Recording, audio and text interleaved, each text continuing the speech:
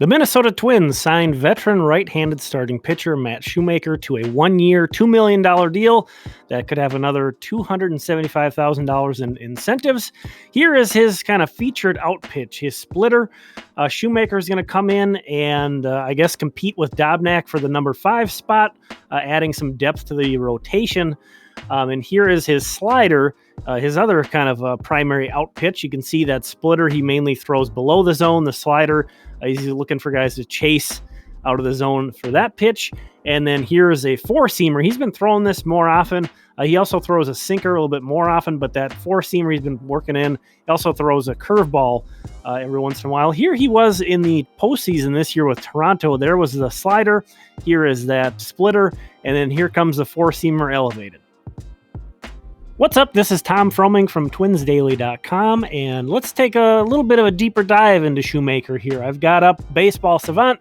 I've got this set up to look up called strike plus whiff rate. So we're looking at all these swinging strikes and the called strikes on a bunch of familiar names in the American League Central over the past 2 seasons and mixing in Shoemaker here. If you're interested in more about this stat, look that up. Basically all it is, called strikes plus whiffs. Very simple, but it correlates very well to a lot of important pitching metrics. So you can see he's sandwiched right in between Mike Minor, who got a 2-year, $18 million deal this offseason by Kansas City, and Lance Lynn, who, was the White Sox big addition.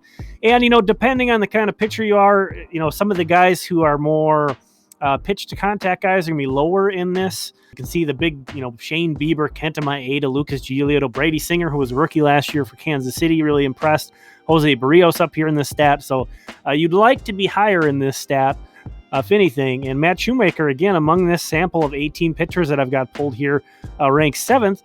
And I threw in, he's above Michael Pineda, and I threw in Jake Odorizzi too. And this is both, we're looking at the past 2 seasons. So this includes Jake Odorizzi's really nice 2019, and he's down at 27.7 on CSW. And Matt Shoemaker up here at 29.5. So he shows really well in this stat. Now, let's take a look. Why was Shoemaker available at such a low price then? Well, he's 34 years old. That's part of it for sure.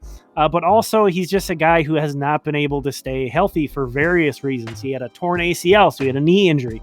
He had forearm surgery. He's had shoulder issues. He's had lat strains.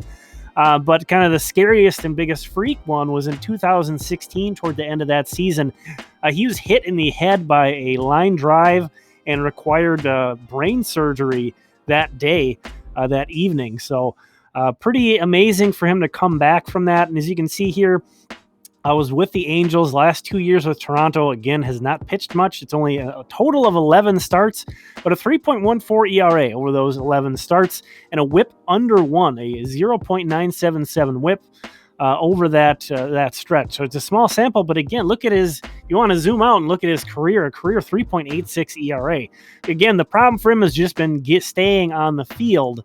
It's been injuries and just repeated stuff. So yeah, look, we get 28.2, 28.2, 31, and 72 2/3 the past 4 seasons. So luckily the Twins kind of had a full rotation. Obviously you want to account for injuries and things like that, but the Twins had a full rotation. It's not like they need Shoemaker to go out and throw 150 plus innings for them this year, especially if you factor in that, potentially later on in the year, guys like Joan Duran and Jordan Balazovic could be knocking down the door. So I like this signing, and at $2 million, there's almost no downside. It's almost like all he's costing you is a roster spot, almost at that price. So just a knockout of the park. And this guy, he's a Midwestern guy from Michigan, went to high school in Michigan, went to college in Michigan. Very interesting. What you won't see here on him is any draft information. This guy went undrafted. He actually graduated from college his junior year of eligibility and just went his senior year, didn't get drafted, signed as a free agent with the Angels. $10,000 is what he got as a signing bonus. That was it. And then, if you don't know how little minor leaguers make, look it up. So without a signing bonus to lean back on, this guy, I'd imagine, had to make quite a few sacrifices to get through his career, and it has been a journey.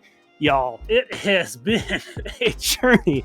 We mentioned the getting hit in the head, and that's quite the thing to come back from. But just the fact that he goes from undrafted to fighting his way through the minor leagues.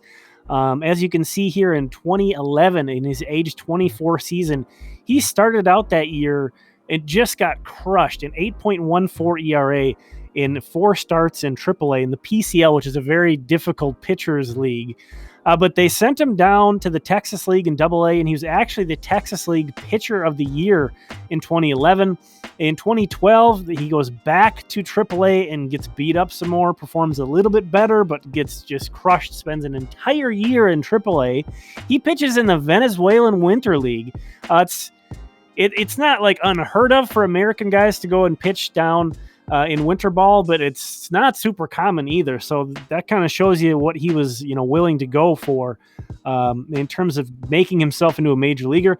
After that experience, he has a better year in AAA in the PCL, again, which is a very difficult pitchers league, and makes his major league debut at the end of 2013. In 2014, he makes the Angels out of camp as a reliever, gets crushed in AAA again, but a need arises, and he gets called back up to the major leagues, and he had like a 2.99 ERA over 20 starts from then on that year. He was the runner-up in Rookie of the Year in the AL as a 27-year-old rookie for the Angels. Again, you can see here 16 wins, a 3.04 ERA, a 1.07 whip that year for the Angels. And again, the AL Rookie of the Year runner-up from undrafted to, trying to keep his career going, and then to be at 27, a rookie who finishes second in Rookie of the Year voting. Just incredible. And then, so many injuries from there.